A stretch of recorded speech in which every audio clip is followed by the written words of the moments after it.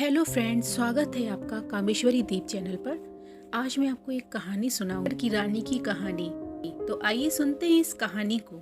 इसी राज्य में एक बहुत ही बलवान राजा का राज चलता था। उसकी रानी भी बहुत सुंदर और समझदार थी। राजा रानी का एक पुत्र था और दोनों में अपने पुत्र के पालन पोषण से लेकर उसकी शिक्षा दीक्षा से किसी भी तरह की कोई कमी नहीं होने दी। और राजकुमार भी बड़ा ही सुंदर था। उसका व्यवहार विनम्र था। हर तरह से एक सुयोग्य पुत्र व राजकुमार था और कई पड़ोसी राज्यों के राजा राजकुमार से अपनी पुत्री का विवाह कराना चाहते थे। उन्होंने राजा रानी के पास विवाह के प्रस्ताव भी भिजवाए। वही राजा रानी चाहते थे कि उनके राजकुमार का विवाह किसी समझदार और सुंदर राजकुमारी के साथ हो जो हर तरह से उनके पुत्र के लिए योग्य हो। राजा ने अपने राजकुमार को उन राज्यों में भेजा जहां से उसके लिए विवाह के प्रस्ताव आए थे।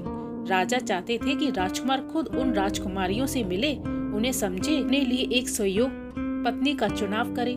राजकुमार ने भी अपने पिता की इस बात को मान लिया। अब राजकुमार कई राजकुमारियों से मिला, कई राज्यों में गया, लेकिन उसे कोई भी राजकुमारी पसंद नहीं आई।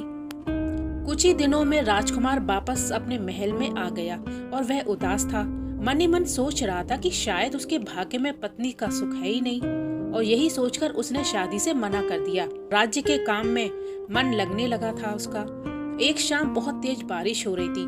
तभी राजकुमार के दरवाजे पर एक लड़की आई। उसके कपड़े बारिश की वजह से भीग गए थे, उसके बाल बिखरे हुए थे, वह पूरी तरह से अस्त व्यस्त नजर आ रही थी।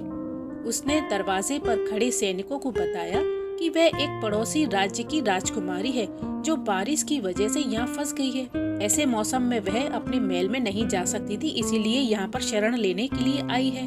लेकिन उस लड़की की हालत देखकर उन्हें यकीन नहीं हो रहा था कि वह कोई राजकुमारी है। उन्होंने राजा रानी को उस लड़की से बात कराई। रानी ने उसे महल में शरण दे दी थी, लेकिन उसकी बात कितनी सच है ये जानने के लिए रानी ने उसकी परीक्षा लेने की एक योजना बनाई।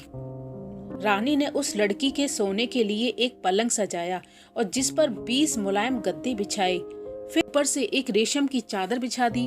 रानी ने बड़ी ही चतुराई से उस रेशमी चादर में 20 गद्दों के नीचे एक मटर का दाना भी रख दिया था।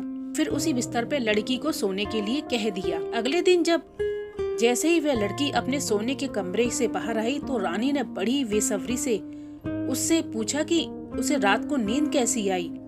इस पर उस लड़की ने कहा कि वह पूरी रात सो नहीं पाई, उसे उसके बिस्तर पर कुछ चुभता रहा। यह सुनकर रानी को यकीन हो गया कि वह लड़की सच कह रही है, वह कोई राजकुमारी है। तभी उसे 20 गद्दों के नीचे रखा एक मटर का दाना भी चुभ रहा था। वह बहुत ही संवेदनशील राजकुमारी भी थी। रानी ने उसी वक्त उस राजकुमारी से अपने राजकुमार के विवाह का निर्णय ले लिया। राजा रानी खुद उस राजकुमारी को उसके राज्य में छोड़ गए और वहां पर जाकर उन्होंने उसके राजपिता से शादी का प्रस्ताव भी रखा। उस राजकुमारी और उसके पिता ने उसे स्वीकार कर लिया। राजकुमार से राजकुमारी का विवाह करवा दिया गया। किसी भी व्यक्ति को किस तरह की परवरिश मिली है उसकी झलक उसके व्यवहार में साफ मिल जाती है। बात का पता चल जाता है कि वो कैसे संस्कारों का है और कैसा उसका व्यवहार है।